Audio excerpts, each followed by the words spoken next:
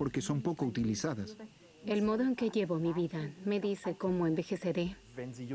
Si le pregunta actualmente a los jóvenes, dirán que prefieren cortarse una mano antes que estar un día sin celular. Aquello que tiene mayor potencial de adicción en Internet son, en primer lugar, los juegos, seguido por las redes sociales.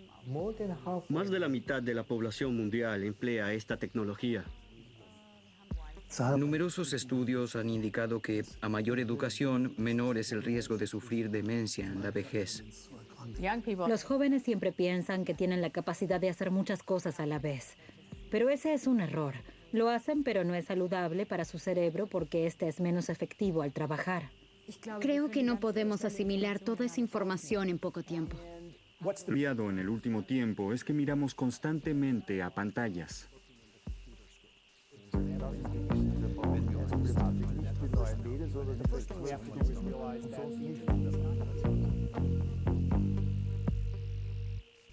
El mundo digital se ha vuelto omnipresente.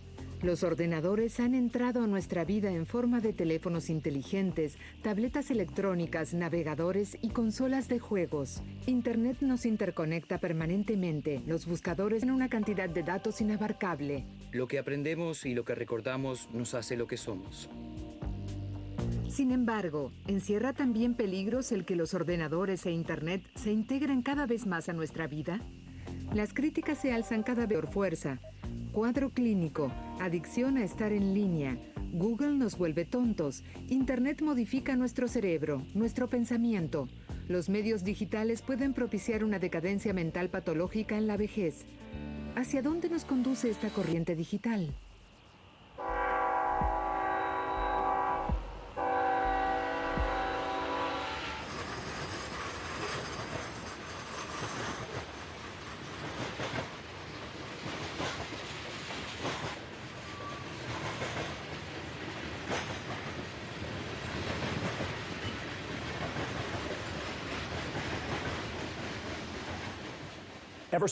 Mi entusiasmo por los ordenadores comenzó en 1985, cuando me compré una Macintosh Plus.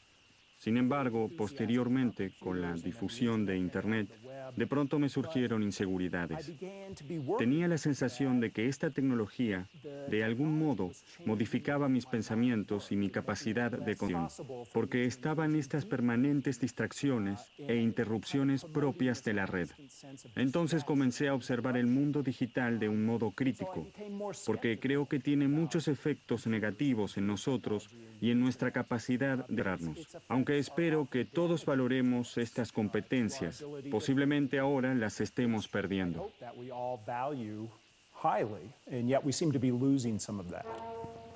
An electronic computer, often referred to as a computers are mean. They do not think. They are not capable of planning, devising, or creating. But they can remember things in the sense that they can store large amounts of data. You may not realize it, but the chances are that a machine such as this one, or similar to it, has already affected your everyday life and will most certainly affect your future.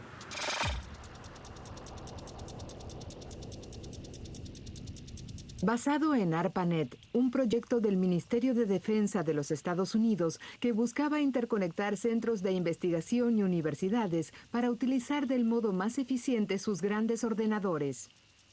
Internet ha modificado drásticamente nuestras vidas.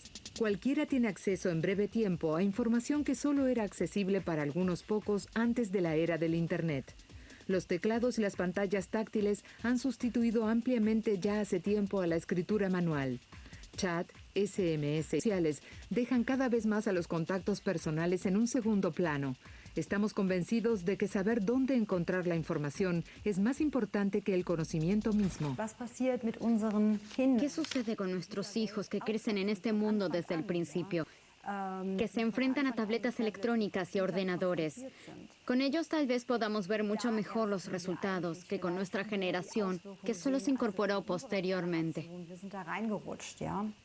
El mayor peligro que veo en relación a los mediales es que, si no se limita el tiempo que los niños y adolescentes pasan con ellos, no aprenderán lo suficiente sobre los pensamientos y sentimientos de las personas. No aprenderán a desarrollar sus propios intereses, a aplazar gratificación y a entrenar la memoria de trabajo, tan importante en el futuro. Actualmente existen medios que hace 5 años aún no existían. Particularmente nuestros hijos en estos momentos participan en realidad en un experimento y nosotros no conocemos el resultado. En realidad no tenemos idea de cuáles serán los resultados de este experimento, por decirlo así. Las raíces de este experimento se remontan tiempo atrás hasta la Edad Media. Ya en el año 1673, Gottfried Wilhelm Leibniz, considerado una de las mayores mentes de su época, presentó en Londres una calculadora desarrollada por él que dominaba los 4 cálculos básicos.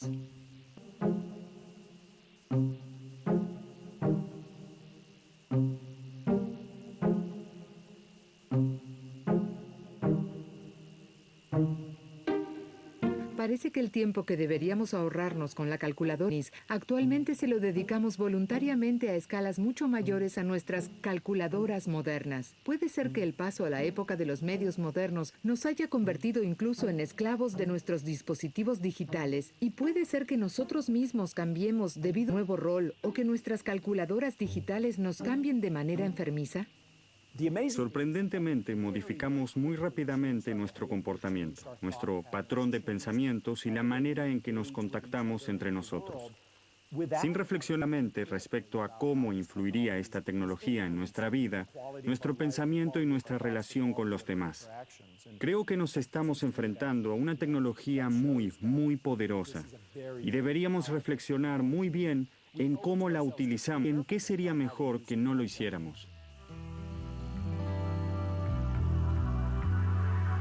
Uno de los primeros que se ocupó en sus publicaciones críticas en la cuestión de cómo influencian los medios modernos nuestra mente, nuestra estructura de pensamientos y nuestro entendimiento fue el autor norteamericano de bestsellers Nicholas Carr. Completamente rodeado por el mundo digital, decidió dar un cambio drástico en su vida, mudándose de la región completamente interconectada de Boston a las montañas rocallosas cerca de Denver.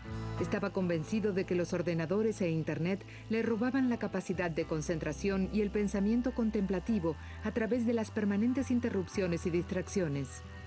Primero debemos reconocer que Internet no es la panacea y que a menudo sería leer libros o artículos impresos en papel, porque así la distracción es menor. A menudo sería mejor hablar concentrados, personalmente con alguien que comunicarnos superficialmente en la red. También sería preferible escuchar música que con un ordenador. Solo porque los ordenadores ofrecen tanta variedad, cometemos el error de decir, usemos el ordenador para todo. Sin embargo, deberíamos reconocer que las herramientas especiales con frecuencia son más apropiadas que el universal Internet, o que también las conversaciones personales y el contacto personal son mucho mejores que las aplicaciones online. Cambio de escenario. En ningún otro país del mundo se navega por Internet tan rápido como en Corea del Sur. Un sudcoreano accede a la información en la red casi al doble de rápido que el promedio en Europa. Programas estatales promueven la rápida expansión y la gran disponibilidad al mundo digital. Al parecer con éxito, ya que según una estadística de una Organización de Cooperación y Desarrollo Económico 2013, en promedio hay 104 accesos a Internet de banda ancha móvil por cada 100 sudcoreanos, lógicamente además de los accesos por telefonía fija. Por consiguiente, Internet, las computadoras y los dispositivos digitales se utilizan con mucha intensidad. Hace 4 años, menos del 30% de los estudiantes de enseñanza media, de un rango de entre 13 y 15 años, utilizaban teléfonos inteligentes. Hace 4 años. Pero un año después, es decir, 6 años, ya era el 60%. Y hace un año ya el 90%. Pienso que un crecimiento anual de 30% representa un caso muy particular.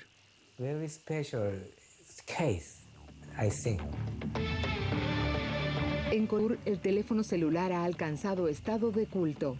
El 90% de los pasajeros del metro hablan por teléfono, miran televisión o tipean y deslizan sus pantallas táctiles. Aún son muy populares y frecuentados los cibercafés, donde se va durante una hora por menos de 2 euros.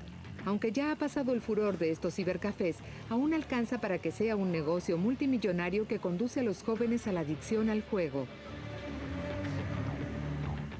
Addiction or gaming disorder, they said to me, I cannot. Pacientes adictos al juego me cuentan que les es muy difícil resistirse al deseo de Internet o de los videojuegos. So they want to go to good university, but Aunque quieren una buena universidad después de terminar el colegio, en realidad anteponen el mundo virtual en una sala de juego. Y cuando se acercan a un cibercafé, tienen que entrar y tienen que jugar. and gaming. Kim Dae-jin, profesor de psiquiatría de la Universidad Católica, piensa además que la avalancha de información a merced de la cual están las personas en el lugar de trabajo y en la intimidad es demasiado grande. Es por esto que se delega cada vez más la memoria a dispositivos digitales, de los que se depende cada vez más. E incluso durante el tiempo libre no se puede resistir a la seducción del mundo digital. Kim Dae-ji atribuye los problemas resultantes, sin lugar a dudas, a un uso excesivo de Internet, teléfonos inteligentes y juegos de computadora. The first of all, they cannot control their behavior, and the Por un lado, los pacientes tienen problemas en controlar su conducta. Por el otro, tienen dificultades para concentrarse. continue my attention. So very Muchos pierden la atención muy rápido y se distraen fácilmente. some Esto también significa que les es muy difícil memorizar nuevas cosas, porque se distraen muy fácilmente y solo están pensando siempre en videojuegos, Internet y su teléfono inteligente. usually Es por eso que muchos también pierden la paciencia rápidamente y reaccionan muy impulsivamente. it means very impulsive. La psiquiatra Victoria Dunkley, en su consultorio en Los Ángeles, también ha realizado observaciones similares. Desde hace unos 10 años, se presentan pacientes con problemas que se derivan del uso excesivo de dispositivos digitales. En este caso, se trata de afectados de todos los grupos etarios. En los últimos 5 años, han aumentado masivamente la intensidad y la frecuencia de los síntomas determinados. En los niños se presentan a menudo irritabilidad, problemas de concentración, dificultades de aprendizaje y en las relaciones con otras personas, y también una conducta agresiva. Los niños por lo general son más ensimismados, también tienen problemas relacionados al sueño. En el caso de los adultos, los síntomas son muy similares, es decir, problemas de concentración y resistencia, irritabilidad e insomnio. En el último tiempo también se presentan muchas más enfermedades mentales y descriptos medicamentos más a menudo, en especial en adolescentes. Cada vez más niños deben asistir a escuelas especiales. Pero al mismo tiempo sabemos que el uso de dispositivos electrónicos ha aumentado en todos los grupos etarios. Y desde el punto de vista clínico, siempre es cuando los pacientes renuncian a los dispositivos electrónicos, tanto en los problemas de concentración y de estado de ánimo, como también en los trastornos de conducta. El bienestar general con frecuencia mejora mucho. Estas son pruebas claras de los efectos de estos dispositivos. Ya a finales del siglo XVII, a Leibniz le parecía muy importante el sistema binario, es decir, la representación de números decimales mediante ceros y unos a causa de los razonamientos filosóficos y religiosos. Con una documentación completa sobre el sistema dual, sentó las bases para el procesamiento de la información digital actual. No obstante, lo que él no podía imaginarse era la utilización que le darían los usuarios de Internet hoy, los efectos precisamente de esta tecnología, en la que en definitiva él influenció decisivamente como pionero. En el año 2010, el estudio Generation M Square, realizado en Estados Unidos, publicó las cifras de la utilización de medios por adolescentes y se compararon con cifras de años anteriores. El estudio de la Kaiser Family Foundation investigó la conducta de uso de más de 2.000 adolescentes de entre 8 y 18 años. Se reveló que en los últimos años el tiempo había aumentado de 5 horas por día a unas 7 horas y media. Otros estudios indican incluso tiempos de uso aún mayores. Los resultados del estudio y el enorme aumento en el tiempo de uso de los medios podrían darnos que pensar. Si al total de 11 horas de uso diarias le restamos el tiempo compartido por tareas simultáneas, siguen quedando más de 7 horas al día. ¿Indica esto un comportamiento adictivo con eventuales consecuencias? La Agencia de Información Nacional Sudcoreana admite que casi el 12% de los adolescentes de entre 10 y 19 años serían calificados como adictos a Internet. La porción de la población general adicta a Internet rondaría el 8%. En Austria, lamentablemente, faltan datos epidemiológicos representativos, pero se basan en porciones alemanas que fueron examinadas detalladamente en 2011 a pedido del Ministerio de Salud. En lo que respecta a las cifras de prevalencia, existe el estudio PINTA, basado en una encuesta telefónica a más de 15 personas. Y en este a las personas que mostraban un comportamiento llamativo se las volvía a analizar detalladamente. Se estima la cifra de prevalencia en un porcentaje considerando las categorías etarias entre los 14 y los 64 años. Las cifras aumentan cuando consideramos los subgrupos de esta gran muestra, especialmente entre los 14 y 16 años. Aquí la prevalencia aumenta ya al 4% y lo que más emplean son las redes sociales y los juegos online. Die häufigsten Nutzungen sind hier eben die Medien und auch die Internetspiele. De este modo, unos 560.000 alemanes serían considerados adictos a Internet. Esta cifra se corresponde aproximadamente a la porción de alemanes que consumen drogas duras y legales. El comisionado de adicciones del estado de Baja Austria, Christian Kobel, ve en los medios modernos un potencial de adicción. Además del factor tiempo de consumo, observa otros criterios esenciales. Uno puede ser adicto a una sustancia o a una conducta y en esto solamente la des muy poco como criterio. Se trata más bien de la relación con la droga o con la conducta. Es decir, uno tiene limitaciones por el consumo de sustancias, por ejemplo, por el alcohol o por las drogas. Dicha limitación por el consumo de sustancias se evidenciaría el descuido de las obligaciones, pero también el descuido de los intereses y de las aficiones. Esa presión y ese afán por seguir consumiendo estas sustancias a pesar de que uno nota que son dañinas. Y cuando uno las deja, entonces se presentan cambios y síndromes de abstinencia. Entonces sufro de una... Si le pregunta actualmente a los jóvenes, dirán que prefieren cortarse una mano antes que estar un día sin celular. O cuando se intenta que estén sin el celular, se vuelven agresivos con las personas. Lo quieren tener a toda costa. Los niños golpean a sus, incluso hasta apuñalan. Ya hubo los primeros casos de asesinato sencillamente porque alguien no podía arreglársela sin celular, ya que alguien se los había quitado. Y todos estos son criterios muy claros que hablan de una adicción.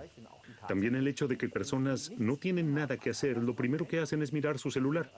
Si un alcohólico no tiene nada que hacer, lo primero que hace es pensar en el alcohol. Alguien que no tiene celular, lo primero que hace es pensar en él, y esto también es un criterio muy claro de adicción. Sabemos que las adicciones conductuales son muy similares a las adicciones relacionadas a las sustancias. Las características esenciales de una adicción como la tolerancia, el síndrome de la abstinencia y el deseo vehemente a la gente de adicción, las observamos también en las adicciones a Internet, a los teléfonos inteligentes y a los videojuegos.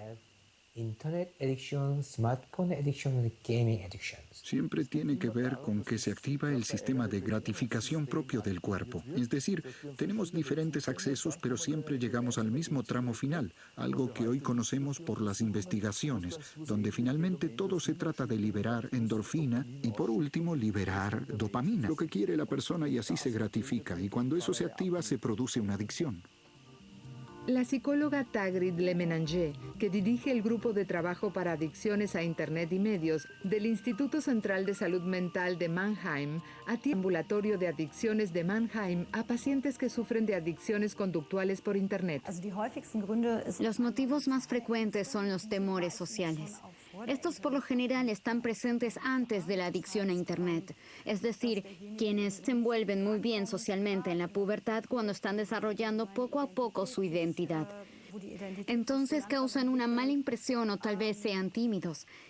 Y entonces Internet, por supuesto que les ofrece en una primera instancia un muy buen ámbito de comunicación. Hemos tenido casos aquí donde el uso de redes sociales, en este caso fue Facebook, pero puede ser cualquier otra, alcanzaron tales proporciones que pusieron en peligro su trabajo o perdieron el trabajo. No soportaban pasar periodos largos, es decir, media hora o una hora. Iban siempre al baño para mantenerse conectados, así es que ya no podían controlar más el tiempo y por esta conducta se provocaron un daño social a ellos mismos, perdiendo su trabajo. Y esto, según mi opinión, necesita tratamiento. Y esta es la esencia de la adicción que hay que tratar. El tiempo por sí solo es muy poco. Por supuesto que no podemos hablar de una enfermedad manifiesta siempre que se usen los teléfonos inteligentes u ordenadores de un modo excesivo.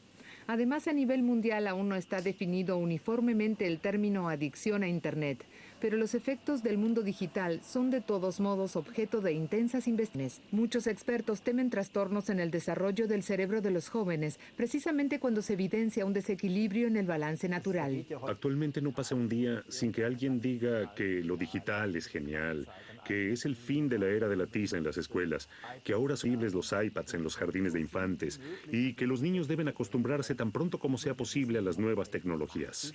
Ahora sabemos que las nuevas tecnologías causan adicción y perjudican el desarrollo del cerebro porque las pantallas pueden ser coloridas y sonoras, pero todo lo demás. Y precisamente los niños pequeños deben palpar, deben probar, deben manipular las cosas para aprender. Y si solo deslizan, significa que siempre harán el mismo movimiento de manos. La motricidad no se tendría en cuenta en el aprendizaje. Además, tampoco se le daría importancia a lo sensorial porque se trataría siempre de la misma superficie monótona. Les estarían quitando algo, es decir, la áptica y la motricidad, que son, por cierto, muy importantes para el aprendizaje. Esto significa que si les doy un iPad, estaría haciendo un aporte al atontamiento de los niños pequeños. Y todo ese discurso de que necesitamos estos dispositivos ya desde el jardín de infantes son tonterías. Quienes emplean estos medios sin límites desde temprano, muy probablemente no desarrollarán su manera óptima o sus capacidades de manera óptima.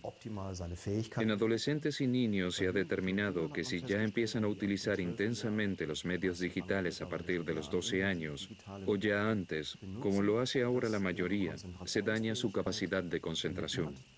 El experto en cerebro Martin Korte, que investiga en la Universidad Técnica de Brunswick los fundamentos celulares del aprendizaje y la memoria de trabajo, rechaza rotundamente una crítica general a los nuevos medios. Sin embargo, está convencido de que en relación a los avances digitales, aún debemos desarrollarnos mucho más para evitar efectos negativos en nuestras capacidades cognitivas. Expertos como Martin Korte son muy críticos respecto a la tendencia general a las multitareas. Notamos que la memoria de trabajo desmejora. Esto significa que si pasamos todo el día mirando varias pantallas al mismo tiempo, cuando queremos concentrarnos en una tarea, estamos algo distraídos.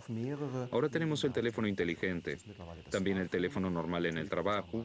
En el ordenador tenemos al menos 3 programas abiertos, entre ellos la casilla de mails. Probablemente en una empresa tengamos una intranet y a esto se le suma la propia tarea que debemos realizar. Es decir, que rápidamente nos encontramos entre 6, 7 u 8 tareas diferentes. Y esto significa que podemos distraernos muy fácilmente y nos volvemos propensos a cometer errores. Los adultos nos volvemos más desatentos por las diversas distracciones. Constantemente surge algo nuevo y esto se deja ver en que entonces somos menos efectivos al trabajar. Así que las personas que afirman que pueden realizar varias cosas al mismo tiempo dicen tonterías. Ninguna puede hacerlo, ni siquiera las mujeres pueden leer 2 libros al mismo tiempo o tienen 2 conversaciones al mismo tiempo. Sencillamente nadie puede hacerlo. Al contrario, se ha demostrado que cuando esto se exige, se vuelve cada vez peor. No solo nos volvemos menos efectivos y cometemos más errores cuando realizamos distintas tareas al mismo tiempo, la capacidad tan importante de procesar información selectivamente también podría perjudicarse con la gran cantidad de estímulos con la que bombardea el mundo digital. Una de las competencias más importantes es grandes cantidades de información y que necesitamos al relacionarnos con medios digitales es clasificar constantemente lo importante de lo no importante. Debemos ser muy selectivos al clasificar la información y es fundamental la atención selectiva, estímulos más importantes, pero al mismo tiempo es extremadamente difícil en una situación increíblemente compleja de la tecnología y de la información. Y en esto nos ayuda de forma decisiva el lóbulo frontal. Si está bien entrenado, selecciona lo importante de lo no importante. Pero para esto, el lóbulo frontal debe ser capaz de trabajar. Necesitamos un rendimiento muy bueno de la memoria de trabajo y debemos preguntarnos cómo entrenar nuestra memoria de trabajo de una forma óptima. Podemos entrenar la memoria de trabajo al leer, al leer páginas, al preguntarse varias veces al día una y otra vez lo que estamos haciendo en ese momento, a hacer las cosas de otra manera, porque en ese momento la conexión entre las neuronas y la memoria de trabajo se hace más fuerte. Cuando realizamos esas actividades, tenemos más puntos de contacto entre las neuronas y de este modo una mayor capacidad de cálculo.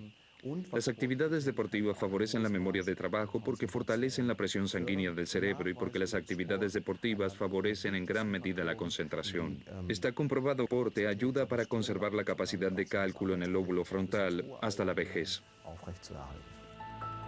El lóbulo frontal ocupa alrededor del 40% de toda la corteza cerebral y es la parte del cerebro que más se ha desarrollado en nosotros. Se supone que aquí, junto a muchas tareas motoras, especialmente en la parte delantera, se sitúan funciones importantes como la memoria de trabajo, la atención, la reflexión, la decisión y la planeación. Tarda unos 25 años hasta que el lóbulo frontal está completamente maduro. En consecuencia, precisamente las primeras 2 décadas de nuestra vida, deberíamos tratar con cuidado nuestro lóbulo frontal. Podemos decir claramente que la forma en cómo utilizamos en este momento los medios digitales no favorecen el desarrollo y la conservación del lóbulo frontal.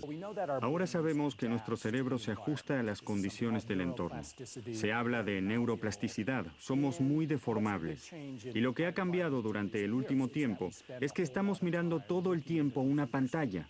Y pienso que está más claro que nuestros cerebros también se ajustan al mundo digital que hemos creado para nosotros. En muchos estudios, sobre todo del Extremo Oriente, existen pruebas cuantitativas para estas afirmaciones, que proveen de resultados preocupantes mediante los más métodos de investigación de proyección de imágenes. Si se utiliza demasiado el ordenador por mucho tiempo para jugar u otras cosas, se presentan modificaciones en el cerebro, especialmente en el lóbulo frontal. Muchos de los estudios publicados hace poco lo demuestran. Vemos un estudio donde se investigaron las diferencias estructurales entre personas adictas al Internet y quienes mantienen un control sano. Y vemos que en los adictos al Internet se presenta una densidad menor de la sustancia blanca, especialmente en las partes delanteras del cerebro. Y por esto, estas áreas de densidad blanca reducida se asocian con tener un peor control del impulso, cosa que también encontramos a menudo en adicciones a sustancias.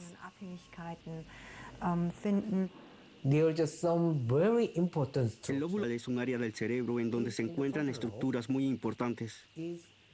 Aquí en la parte de adelante, justo sobre la frente, esta parte delantera del cerebro es la responsable de la coordinación, conducta, conciencia y el control de las agresiones, impulsividad. Aquí se encuentra también el criterio. Y los estudios muestran claramente que muchas áreas importantes del lóbulo frontal se atrofian. El volumen de las estructuras se reduce. Se ve como un caso de demencia. Pero, ¿cómo puede relacionarse el uso de medios digitales con enfermedades degenerativas como la demencia? Un aspecto sería que las sinapsis inactivas son prácticamente eliminadas. Otro descubrimiento es que las neuronas en el hipocampo, que se forman prácticamente para toda la vida, pueden morir rápidamente debido al estrés. Y el estrés, por su parte, es un efecto posible de la pérdida del control en nuestros mundos digitales. Esa sensación que se presenta de una forma aguda de que no estoy en todos lados. Es decir, estoy en una fiesta que no es tan buena como en la que están los otros. Eso es lo que les ocurre constantemente a las personas que están en Facebook. O que no me entero de todo. Respondí este mensaje de texto, pero no los otros 100.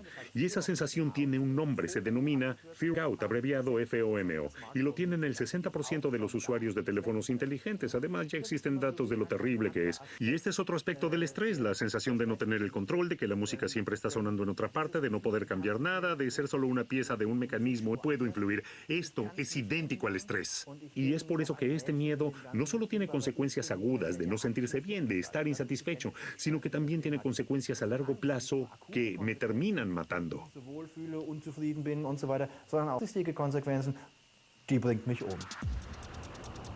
Manfred Spilzer, el neurocientífico de Ulm, retoma estas reflexiones junto a las últimas revelaciones de estudios de proyección de imágenes sobre el cerebro en su libro sobre demencia digital.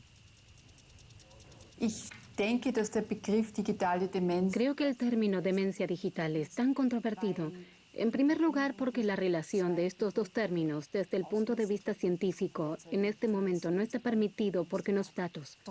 A pesar de ello, es un término muy apropiado para despertar a la sociedad y advertir de que existe la posibilidad de que el consumo excesivo de Internet, el consumo excesivo de los medios digitales en general, puedan sentar las bases para un mayor riesgo de sufrir de demencia en nuestra vejez.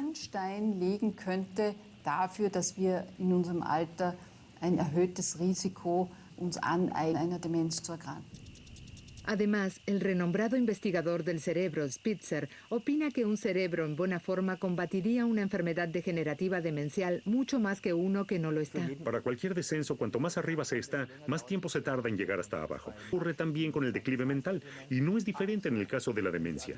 Si tiene un cerebro muy bien desarrollado y comienza a decaer, entonces sufrirá de demencia, pero con 150 años. Y entonces ya no lo experimentará, morirá antes de otra cosa.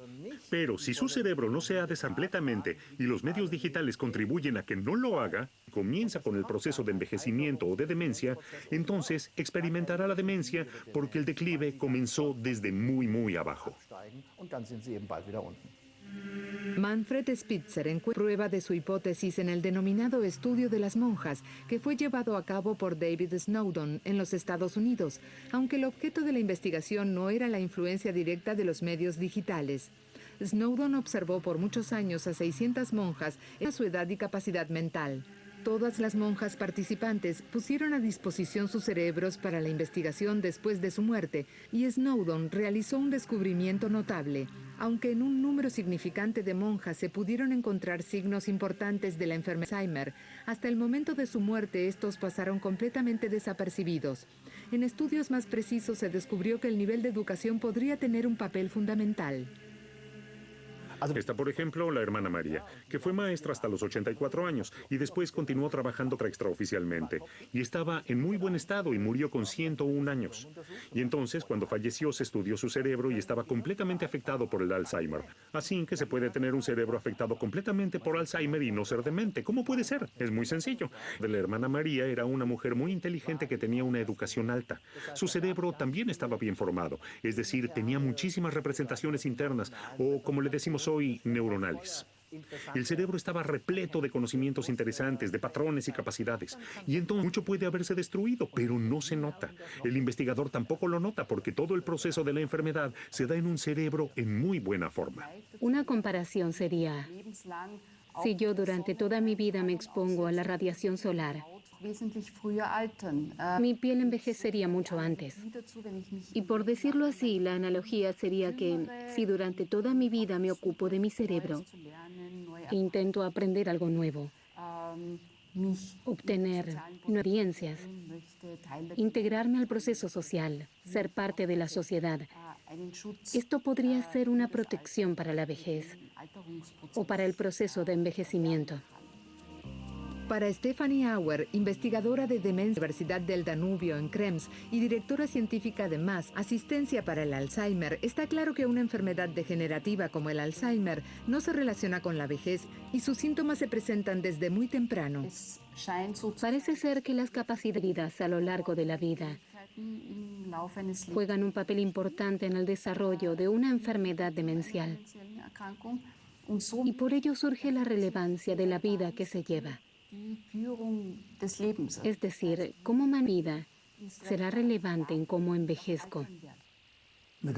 Toda una serie de investigaciones han demostrado que quien se mantiene activo físicamente hasta una edad avanzada también tendrá un riesgo menor de sufrir una enfermedad demencial y actividades mentales y sociales. Y debido a que tenemos más resultados que demuestran esto claramente, estoy convencido de que es importante advertir hoy sobre los posibles riesgos y efectos de los medios digitales, porque hay constancias de que estos definitivamente perjudican el desarrollo del cerebro y los procesos de aprendizaje. Pero Internet es una fuente de información prácticamente inagotable a la que podemos acceder con buscadores como y cuando queramos. La cantidad de conocimiento que tenemos a nuestra disposición es mayor que nunca. ¿No puede contribuir esto a nuestra formación? Puedo navegar por Internet, puedo participar de foros, puedo consultar información, pero el conocimiento recién se genera en mi cabeza cuando puedo relacionar lo que leo con lo que ya sé y lo instalo en mi red de conocimiento. El aprendizaje resulta cuando relaciono los conocimientos que observo y experimento con mi propio sistema de valores y lo juzgo. Los últimos estudios de investigación de la memoria indican claramente una cosa. Cuando las saben que encontrarán algo en Google, entonces es menos probable que recuerden ese dato, porque creen que Internet es una parte de su cerebro. Nuestro cerebro no es un ordenador. En un ordenador tengo un CPU que calcula y tengo un disco duro que almacena. Nuestro cerebro cuenta con 100.000 millones y estas se dan impulsos eléctricos y este es el procesamiento de información que nuestro cerebro lleva a cabo. Precisamente de este modo, y tal vez este sea el descubrimiento más emocionante de la investigación del cerebro en los últimos 30 años, cambian las conexiones entre neuronas mediante su uso. Esa es la memoria. Es decir, que el CPU es la memoria y la memoria es el CPU. Precisamente por esto es que aprendemos mejor cuanto más sabemos. Un ejemplo banal. ¿Quién aprende mejor un idioma cuando es adulto? ¿Sabe 5 idiomas o quien solamente habla alemán? Por supuesto que el que ya habla 5 idiomas. Hay que tener mucho cuidado de qué competencia cognitiva queremos cederle a los medios digitales y cuál queremos conservar, y principalmente, para qué se quieren los jóvenes. Nosotros como adultos hemos cedido los cálculos complejos a las calculadoras.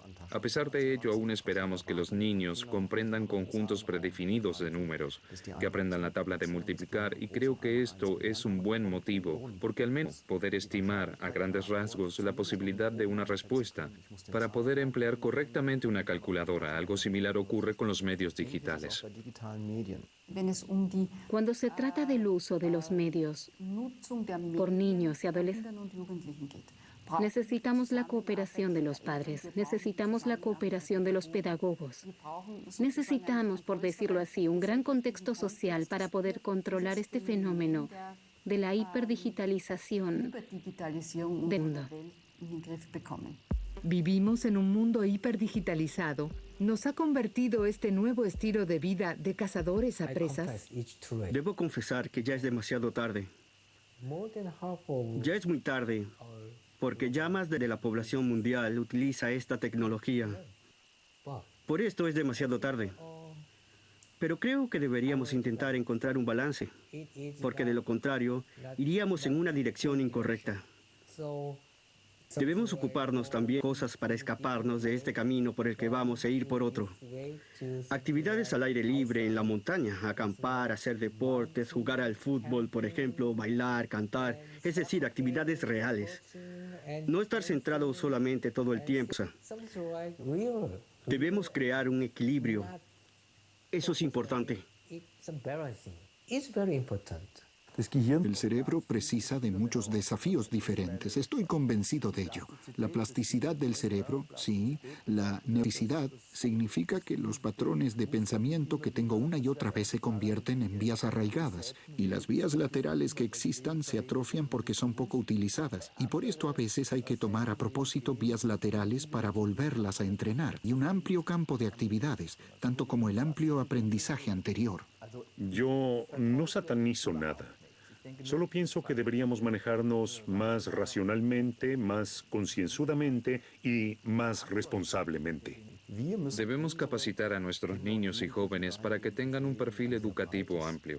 Deben saber manejarse tanto con medios digitales como con el conocimiento clásico. Deben poderse concentrar, deben intentar adquirir idiomas extranjeros. Solo pueden alcanzar este perfil si se regula o limita estrictamente el número de horas que se pasa con los medios digitales como estudiantes del nivel primario, o si están en la quinta, sexta o séptima clase.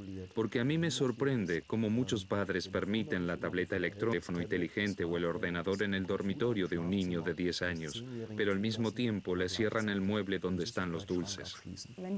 Si estamos permanentemente en línea, si estamos permanentemente activos y nos comunicamos permanentemente a esa velocidad, eso produce estrés, lo que también afecta a las funciones del cerebro. Pero pienso que si aprendemos a manejarlo con más cuidado y nos volvemos más conscientes, entonces Internet es algo muy útil. También si leemos un libro.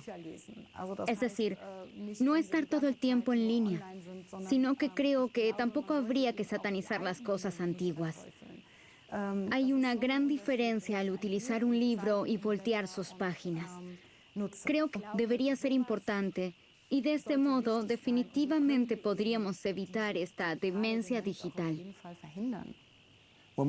Si comenzamos a utilizar una nueva tecnología intelectual, no pasamos enseguida de un orden mental a otro. El cerebro no es binario. Una tecnología intelectual ejerce su influencia al desplazar el centro de gravedad de nuestro pensamiento. Los primeros usuarios de una tecnología a menudo pueden percibir las modificaciones en los patrones cognitivos, de atención y de memoria, mientras su cerebro se adapta al nuevo medio.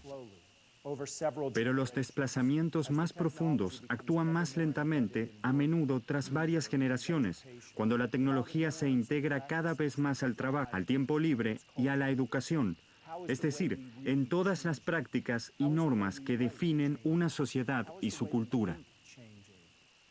¿Cómo cambiarán nuestros hábitos de escritura? ¿Cómo cambiará nuestro pensamiento?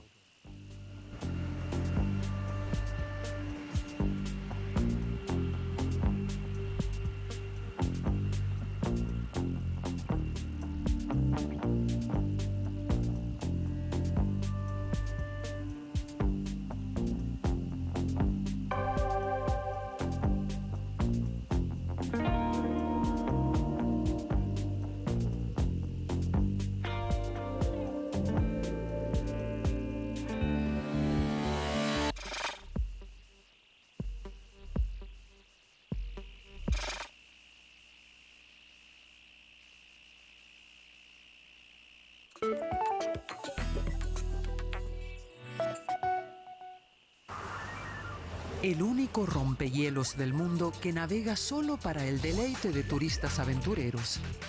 Un crucero por el océano glacial. A bordo del Sampo, frente a la costa lapona, se vive una experiencia única. Y su programa de actividades está lleno de sorpresas. Euromax, en 30 minutos, en DW.